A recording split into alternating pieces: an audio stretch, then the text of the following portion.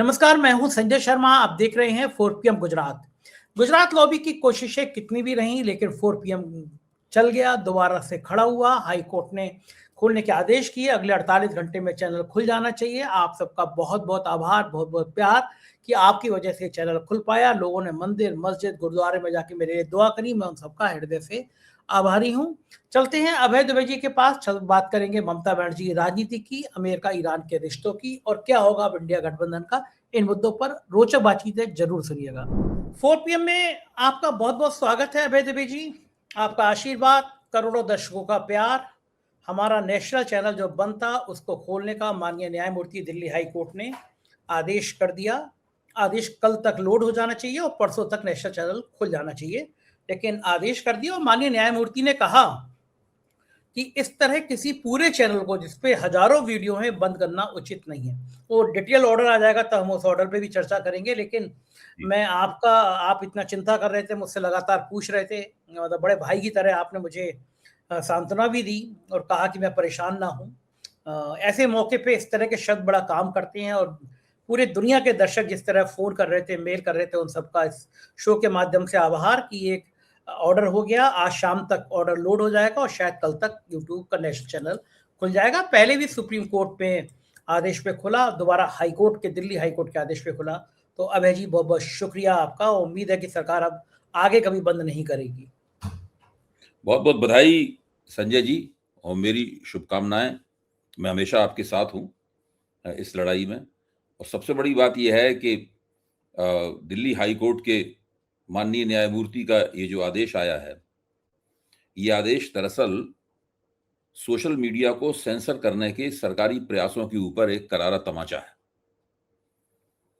इसलिए भी क्योंकि जब जब न्यायमूर्ति ने उनसे पूछा कि भाई आप बताइए क्या चीज आपत्तिजनक है जिसकी वजह से आपने ये आदेश पारित किया और यूट्यूब को भेजा कि इस चैनल को बंद कर दिया जाए, तो इधर उधर की बातें करने के अलावा वो कभी भी कोई संतोषजनक जवाब नहीं दे पाए।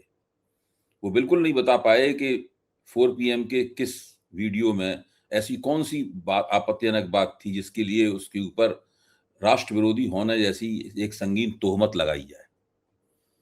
लेकिन पहले भी उन्होंने इसी प्रकार की हरकत की थी, तब बिना दलील दिए हुए भाग खड़े हुए थे।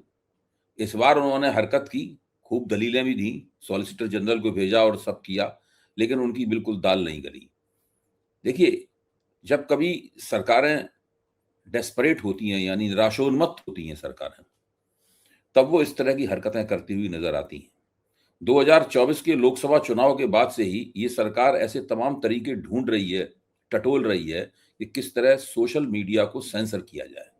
मेरा मानना है कि आपके चैनल को 2 बार सेंसर करने का जो प्रयास हुआ, वो एक तरह का मैं पहले भी इस बात को कह चुका हूं, दूसरे शब्दों में इस बार फिर कह रहा हूं कि वो एक तरह का लिटमस टेस्ट था।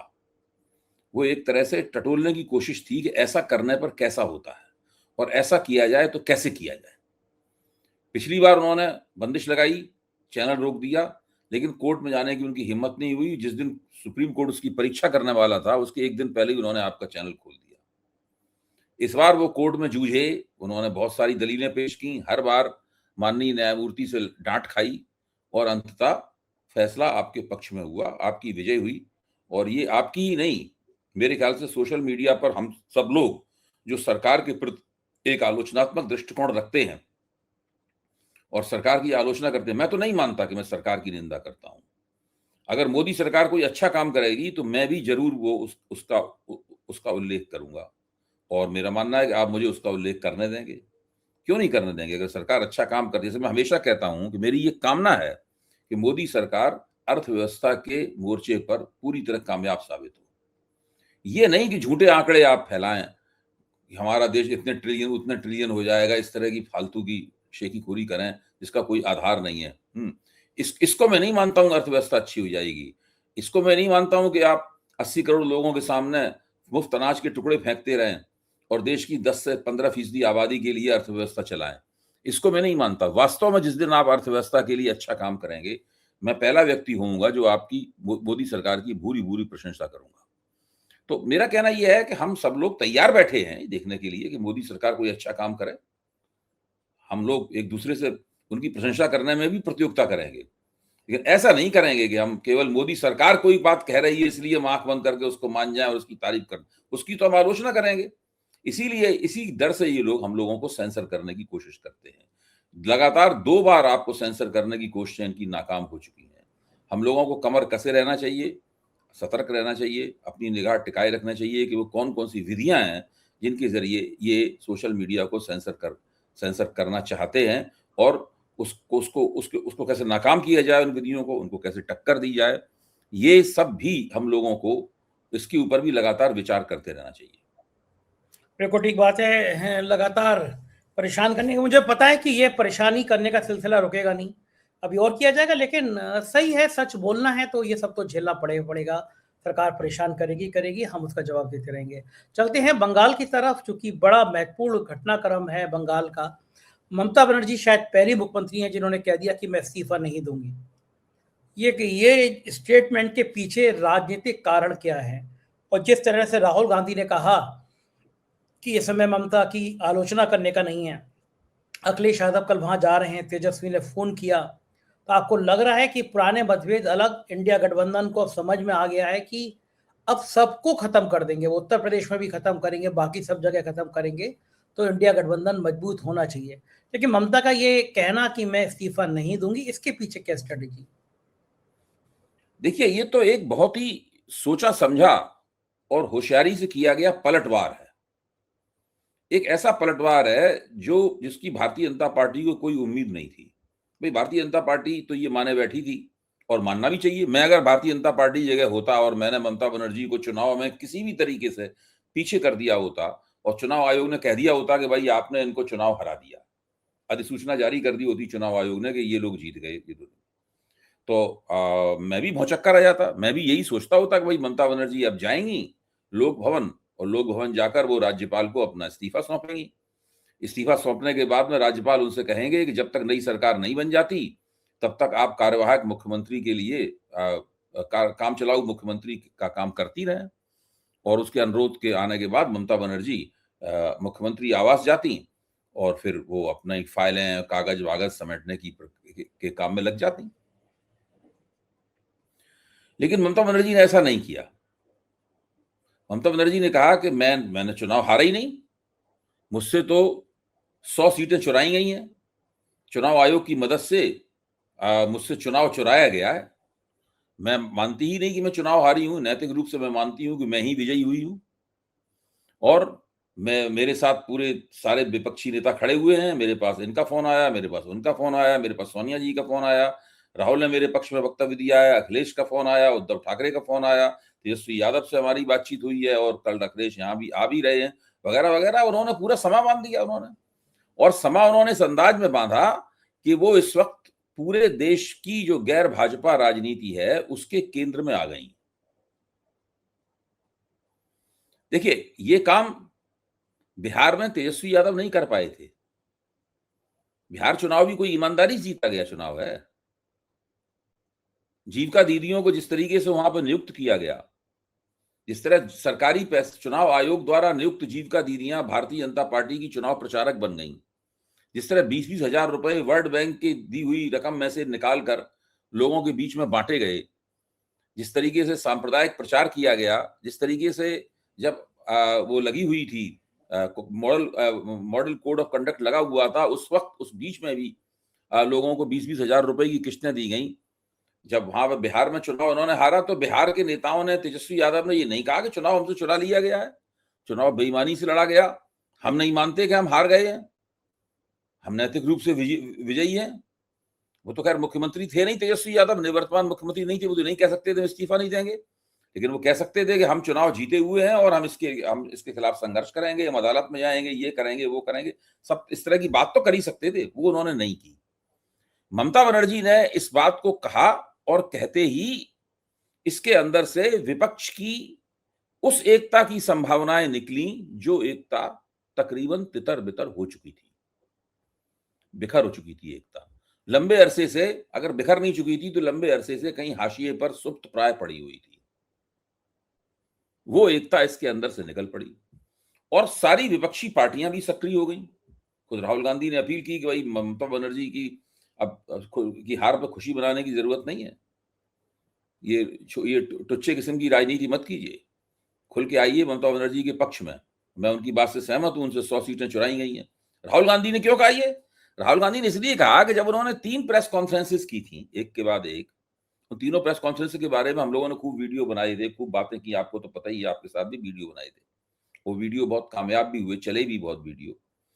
तो लेकिन राहुल गांधी ने ये देखा था कि उस वक्त राहुल के पक्ष में मुंह जबानी समर्थन तो बहुत मिला, लेकिन विपक्षी राजनीतिक दलों ने कोई उन्हें सक्रिय समर्थन नहीं दिया। ऐसा लगा ऐसे बिल्कुल कांग्रेस का ही स्टैंड है, ये विपक्ष का स्टैंड नहीं है। लेकिन बिहार की हार के बाद और फिर पश्चिम बंगाल की हार के बाद में सबकी ये समझ में आ गया है कि अब आफत केवल कांग्रेस तक ही सीमित नहीं है। अब आफत केवल तेजस्वी यादव तक सीमित नहीं है। अब आफत केवल ममता बनर्जी तक सीमित नहीं है। अब आफत केवल उद्धव ठाकरे तक सीमित नहीं है। अब आफत केवल हुड्डा साहब तक सीमित नहीं है। आफत सब तक आ चुकी है। हर एक को इस आफत का सामना करना पड़ेगा। और जो विपक्षी एकता के जो प्रमुख आधार स्तंभ हो सकते थे उस वक्त, पहले थे स्टालिन है, ममता बनर्जी हैं। अब ये लोग सत्ता में भी नहीं है, अभी विपक्ष में है। स्टालिन भी विपक्ष में आ गए हैं, ममता बनर्जी भी विपक्ष में आ गई हैं, और वो लोग अब विपक्ष की लड़ाई पूरे देश के पैमाने पर लड़ेंगे। अच्छा, जहां तक ममता बनर्जी के इस्तीफा न देने के दावे की संवैधानिक स्थिति का सवाल है, मैं समझता हूं दावे का जो संवैधानिक पहलू है वो कोई ऐसा खास नहीं है इसके बारे में कुछ उल्लेख किया जाए। 6 तारीख को अपने आप ही पश्चिम बंगाल विधानसभा, जो कि 2021 में चुनी गई थी, ममता बनर्जी इसकी मुख्यमंत्री थी, वो उसका कार्यकाल समाप्त हो जाएगा। जब उसका कार्यकाल समाप्त हो जाएगा तो कोई मंत्री नहीं रह जाएगा, कोई सरकार नहीं रह जाएगी, कोई मुख्यमंत्री नहीं रह जाएगा, कोई इस्तीफा दे या न दे।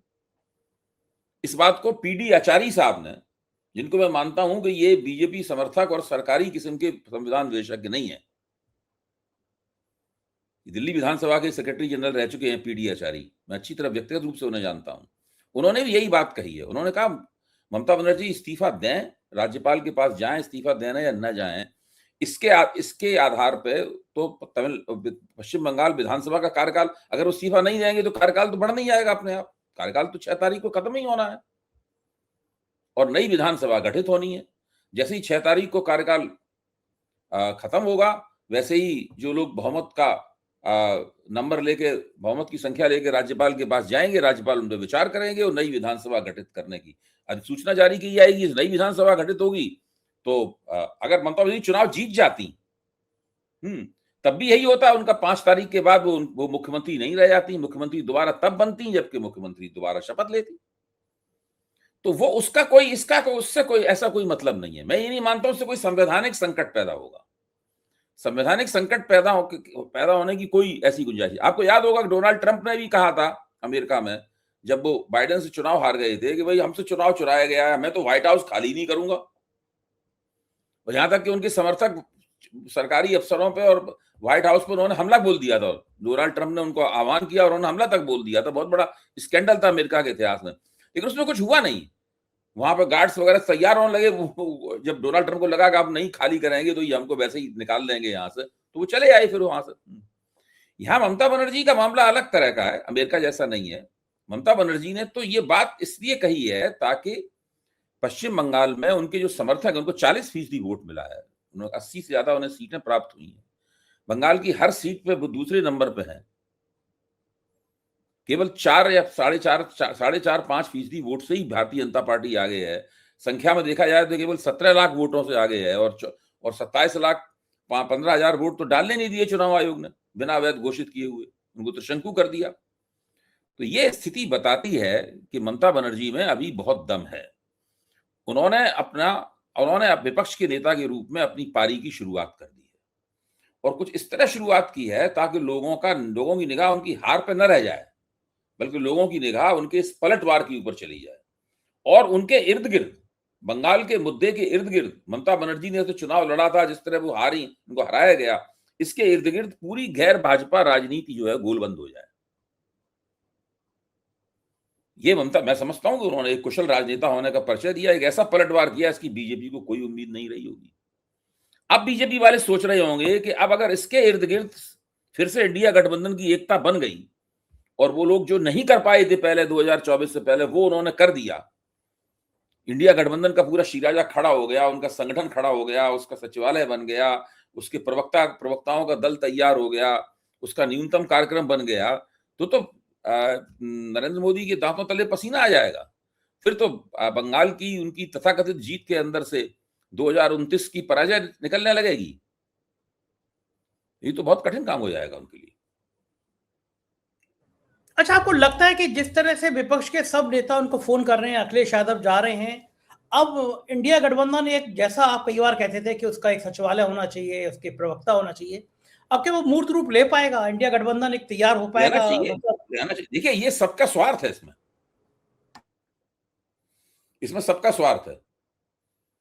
नीतीश कुमार के किरदार के ऊपर बहुत से लोगों को शक था। ममता बनर्जी को शक था, वो नहीं चाहती थी कि उनको संयोजक बनाया जाए। नीतीश कुमार के किरदार के ऊपर अरविंद केजरीवाल को भी शक था, वो भी नहीं चाहते थे कि उनको संयोजक बनाया जाए। लालू यादव को भी शक था, वो भी नहीं चाहते थे कि उनको संयोजक बनाया जाए। इसलिए ये तीनों लोग मिल गए और इन तीनों लोगों ने कांग्रेस के ऊपर दबाव डाला कि भाई इस व्यक्ति को संयोजक न बनाया जाए। जब नीतीश कुमार को पता चला कि ये तीन लोग हमारे खिलाफ हैं, तो नीतीश कुमार समझ गए कि हमारी दाल नहीं गलेगी और हमको फिर से एनडीए में लौट जाना पड़ेगा। और फिर वो वहां से मीटिंग से सीधे उठे, ललन सिंह और एनडीए की तरफ रवाना हो गए। मैं अभी भी मानता हूं नीतीश कुमार को संयोजक बना देना चाहिए था। नीतीश कुमार को संयोजक बना दिया जाता उस वक्त, तो हो सकता है, मेरा मानना है कि बिहार में जो लोकसभा का चुनाव होता, उस लोकसभा के चुनाव में लालू यादव और नीतीश कुमार मिलकर बीजेपी को धूल चढ़ा देते लोकसभा के चुनाव में। और जो 240 सीटें जो है ना, वो मेरा मानना है घट के 200 या उससे नीचे चली जाती बीजेपी, और अभी विपक्ष में बैठी होती, गठजोड़ सरकार न बना पाती। ये मैं मानता हूं कि ममता बनर्जी, अरविंद केजरीवाल, लालू यादव, इन सब ने मेरा अपना आकलन ये है कि ये गलती की उस वक्त। लेकिन जो हो गया वो हो गया। नेताओं के अपने आकलन होते हैं, वो गलतियां भी करते हैं और वो बड़े बड़े ऐसे काम भी करते हैं जिससे उन्हें बड़ा नेता होने का दर्जा मिलता है।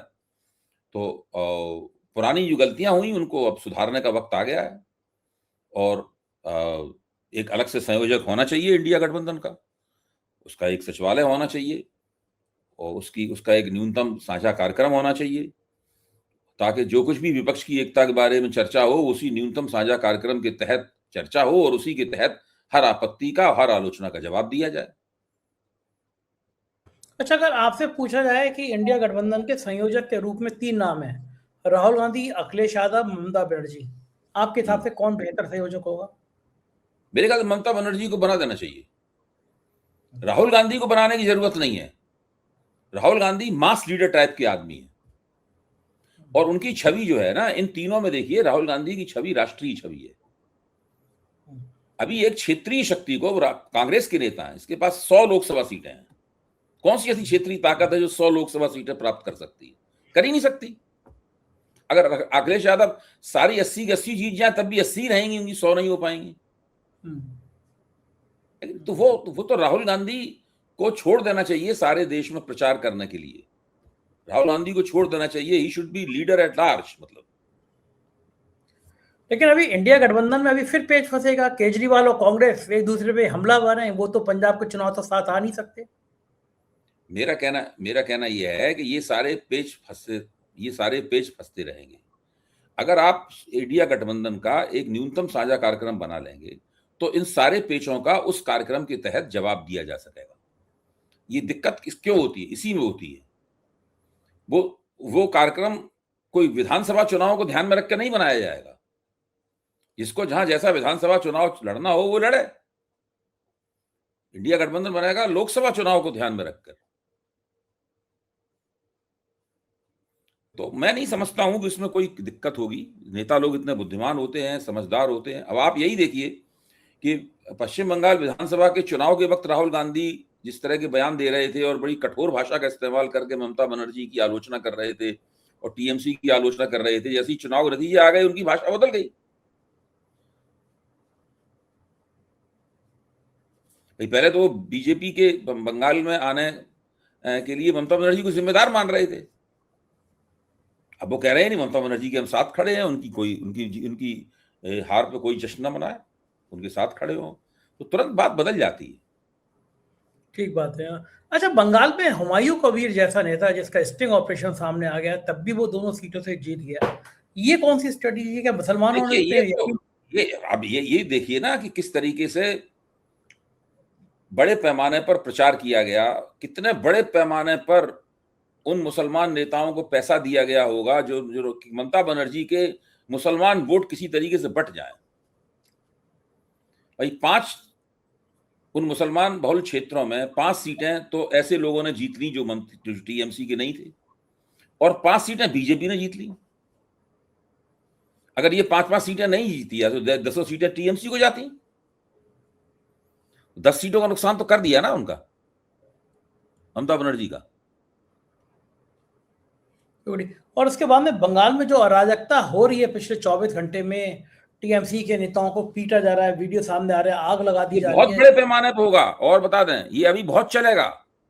इसके लिए भी बहुत पेशबंदी करने की जरूरत है, डटे रहने की जरूरत है। ये बंगाल की पुरानी परंपरा है। जब ममता बनर्जी 2011 में पहली बार जीती थी तो उन्होंने कम से कम 5 साल तक सीपीएम वालों की पिटाइयां लगवाई थी उन्होंने अपने नेतृत्व में, बाप रे। और सैकड़ों हजारों सीपीएम के मझोले दर्जे के कार्यकर्ता कत्ल कर दिए गए थे। उनके 50% ज्यादा दफ्तरों में आग लगा दी गई थी। ये भी तो हकीकत है। यही होता है, बंगाल अलग तरह का है। अब ये कांग्रेस बीजेपी वाले करेंगे ये सब काम।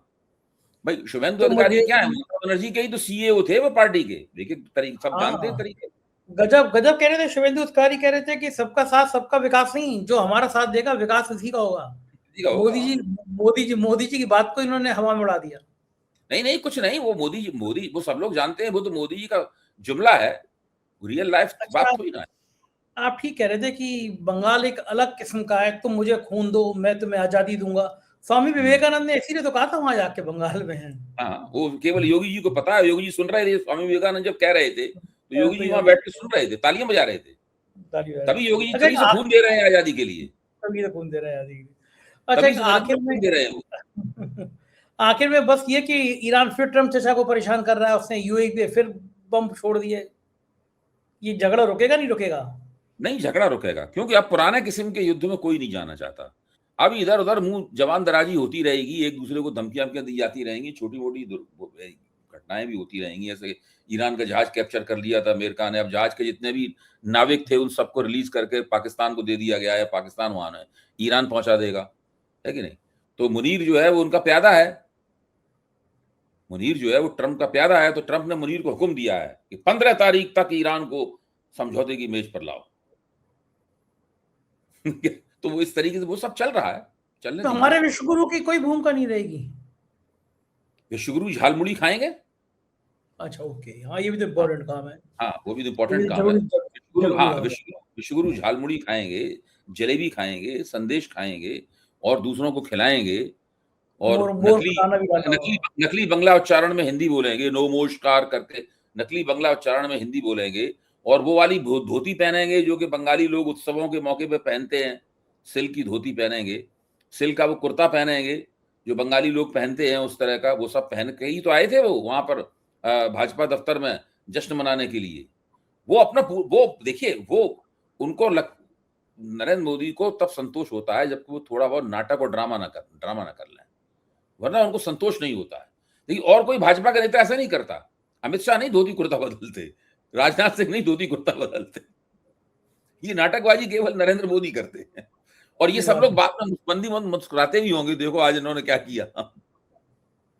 ठीक है, बहुत बहुत शुक्रिया अभय जी, आपसे बात करके मजा आ जाता है। Thank you. ये तो अभय दुबे जी, पूरी बातचीत आपने सुनी, और मुझे लगता है कि अब इंडिया गठबंधन के नेताओं को ये समझ लेना चाहिए कि भारतीय जनता पार्टी जिस तरह चुनाव आयोग का, इनकम टैक्स का, ईडी का, सीबीआई का इस्तेमाल कर रही है, अगर पूरा विपक्ष एकजुट नहीं हुआ तो मुसीबत सबकी आनी है। तो इसलिए इंडिया गठबंधन को तमाम मतभेद भुलाकर एकजुट होना चाहिए, जनता को जागृत करना चाहिए, किसानों के, बेरोजगारी के, अर्थव्यवस्था के मुद्दे उठाना चाहिए, लोगों को समझाना चाहिए कि ये केवल हिंदू मुसलमान फसाद खड़ा कर सकते हैं। आपके मध्यम वर्ग की कमर तोड़ दी है, किसान परेशान है, बेरोजगार परेशान है। आप समझिए कि चुनाव आयोग किस तरह बेईमानी करके चुनाव जिता रहा है, लोकतंत्र कैसे खत्म हो रहा है। आपकी भी बड़ी भागीदारी है, जिस तरह 4 पीएम को 2-2 बार बंद किया जा रहा है, मतलब ऐसी आवाज़ों को बंद करने की कोशिश है। और मुझे पता है कि आज मेरा कोर्ट से चैनल खुला है, तो कल को ये मेरे को परेशान करने की मेरी और कोई जाँच करेंगे, क्योंकि मैं डरते हैं ये बंगाल का चुनाव में मैं बोलूँ ना, इसलिए पूरा चुनाव चल गया और मेरा चैनल खुल नहीं पाया। कोर्ट में वकील बार-बार डेट पे डेट लेते रहे कि किसी तरह बंगाल का चुनाव निबट जाए, क्योंकि शायद 4 पीएम की आवाज़ इनको बहुत डराती है। और ये मेरे अकेले बस की बात नहीं है, आपका साथ इतना ज़्यादा है, 3 साल से आपने देश में नंबर 1 रखा हमारे चैनल बंद होने तक, तो सरकार को लगता है कि 4 पीएम ऐसा है जिसकी करोड़ों लोग आवाज़ सुनते हैं। ये डर अच्छा लगता है क्योंकि आपका साथ है। शुक्रिया, थैंक यू।